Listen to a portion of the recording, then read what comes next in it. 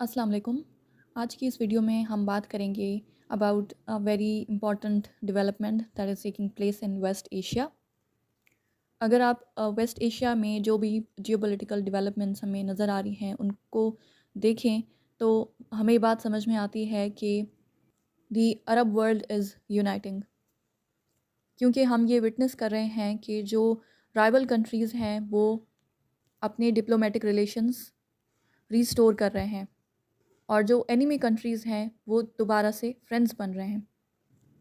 ये बेसिकली इसलिए हो रहा है क्योंकि इन अरब कंट्रीज़ को ये रियलाइज़ हो रहा है कि एट द एंड जो रीजन का पीस है वो इन्हीं कंट्रीज़ की रिस्पॉन्सिबिलिटी है। कोई थर्ड कंट्री आकर यहाँ पर पीस कायम नहीं कर सकता। So this is the reason कि हम अरब दुनिया को मुत्तहिद होता देख रहे हैं, जिसका मकसद ये है कि इस रीजन में जो वेस्टर्न हेजमनी है, जो अमेरिकन डोमिनेंस है, उसको काउंटर किया जाए विद कलेक्टिव एफर्ट। एक बहुत ही रीसेंट डेवलपमेंट हमने ये देखी कि सऊदी अरेबिया और ईरान ने अपने डिप्लोमेटिक टाइज़ को रिस्टोर करने के लिए एक डील साइन की है and the important thing is that this deal was brokered by China. और अगर ये एग्रीमेंट मटेरियलाइज हो जाता है तो हम फ्यूचर में ये देख सकते हैं कि ईरान के जो मज़ीद गल्फ़ कंट्रीज़ हैं उनके साथ भी बेहतर ताल्लुकात बन सकते हैं और हम वेस्ट एशिया में नई अलायंसेस बनते देख सकते हैं। जैसा कि हमने ये देखा कि एक रीसेंट दूसरी इम्पॉर्टेंट डेवलपमेंट ये हुई है कि जो सीरियन प्रेसिडेंट हैं उन्होंने विज़िट किया यूनाइटेड अरब एमिरेट्स को, जो कि इस बात को सिग्नल कर रहा था कि दे वांट टू डेवलप और establish closer ties with each other, और वो अब अपनी एनमिटी को ख़त्म करना चाहते हैं और पीस कायम करना चाहते हैं। जैसा कि पास्ट में हमने देखा कि अब्राहम अकॉर्ड्स साइन हुए, जिसे डील ऑफ द सेंचुरी कहा गया बाय द अमेरिकन्स, और उसके बाद ये फोर्सी किया जा रहा था कि फ्यूचर में मज़ीद जो अरब कंट्रीज़ हैं, अरब वर्ल्ड है, उनके साथ नॉर्मलाइज होंगे इसराइल के ताल्लुकात।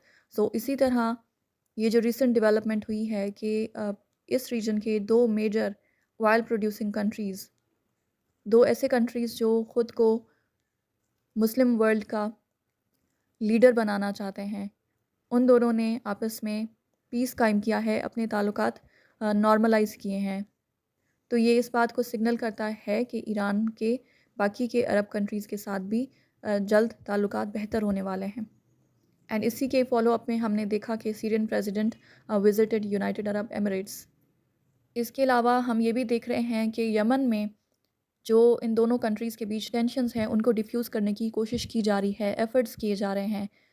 अगर हम यमन की बात करें तो यहाँ पर यमन एक बहुत ही मेजर रोल प्ले करता है when it comes to the relations between Saudi Arabia and Iran, क्योंकि जो यमन में ऑनगोइंग कॉन्फ्लिक्ट है वो स्टार्ट हुआ इन 2014, जब Houthi rebels they were backed by Iran. ठीक है, उन्होंने ईरान की मदद से गवर्नमेंट को ओवरथ्रो किया, प्रेसिडेंट अब्दुल रब मंसूर हादी की गवर्नमेंट को ओवरथ्रो किया।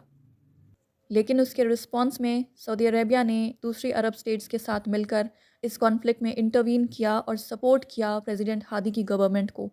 तो एज अ रिज़ल्ट एक कॉन्फ्लिक्ट स्टार्ट हुआ यमन में, जो कि बहुत प्रोलॉन्ग और डेवास्टेटिंग वॉर में कन्वर्ट हो गया and the conflict is still on going.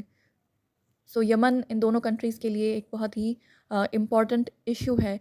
सो यहाँ पर जो भी इन दोनों कंट्रीज़ के बीच में राइवलरी है या टेंशन्स हैं उनको डिफ्यूज़ करने के लिए अब एफ़र्ट्स किए जा रहे हैं इन यमन। सो इस हवाले से सीज़ फायर करने की या जो डिटेन्ड लोग हैं उनको एक्सचेंज करने की और डिप्लोमेटिक एफ़र्ट्स में इंगेज करने की बात की जा रही है, ताकि इस कॉन्फ्लिक्ट को मुकम्मल तौर पे ख़त्म किया जाए। सो यहाँ पर ये बहुत फ़ायदेमंद साबित हो सकता है यमन के लोगों के लिए।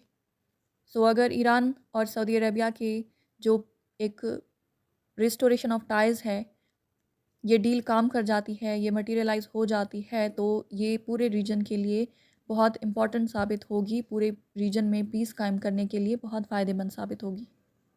And obviously the people of Yemen have a lot to gain from it. So basically the point is that even in this highly volatile and conflict prone region of Yemen, there are signs, we are actually seeing the signs of cooperation and willingness between these countries to find a common ground, which will be obviously mutually beneficial. अब यहाँ पर दूसरे gulf countries की बात करें तो ये भी हम देख रहे हैं कि ओमान अपने रिलेशंस को बेहतर बनाने की कोशिश कर रहा है विद ईरान। अब यहाँ पर ये बात जानना ज़रूरी है कि यमन हो, ईरान या फिर ओमान, ये तीनों कंट्रीज़, इन तीनों के थोड़े टाइज़ स्ट्रेंड हैं when it comes to United States. हम जानते हैं कि यूनाइटेड स्टेट्स और ईरान के ताल्लुकात ख़राब हैं। मज़ीद यमन और ओमान, इनके भी ताल्लुकात रिलेशंस स्ट्रेंड हैं with US. And here Oman is trying to strengthen its ties with Iran.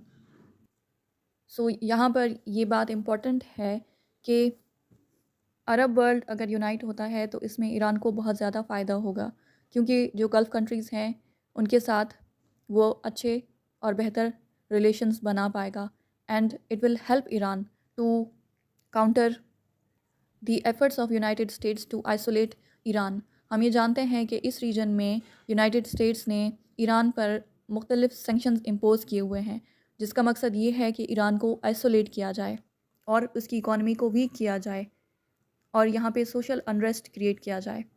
लेकिन अगर सऊदी अरेबिया, ओमान और यमन और बाकी के गल्फ़ कंट्रीज़ और यूनाइटेड अरब एमिरेट्स ये भी ईरान के साथ मिल जाते हैं तो it will be in favour of Iran, B it diplomatically और इकोनॉमिकली।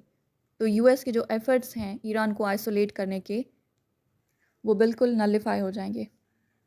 सो इसका सबसे मेजर आउटकम ये होगा कि they will make concerted efforts to counter the US hegemony in this region, and it will help all these Arab world countries to stop United States from meddling in the region of West Asia. और कुछ analyst का कहना ये भी है कि soon there will be an alliance in Asia जो कि काउंटर करेगी वेस्टर्न हेजमनी को, and all these Arab countries will be a part of that alliance. So ये बात कंक्लूड की जा सकती है कि इस यूनिटी का चाहे जो भी आउटकम हो, ये बात वाज़े है कि जो western meddling in West Asia is coming to an end. Alright, so now let's end this video here. In this video we just discussed about how the Arab world is uniting and what is their major aim and objective behind this. Alright, so let's end this video here. If you found this helpful, so please like, share, comment and subscribe to my channel. Thank you so much. Take care. Bye bye.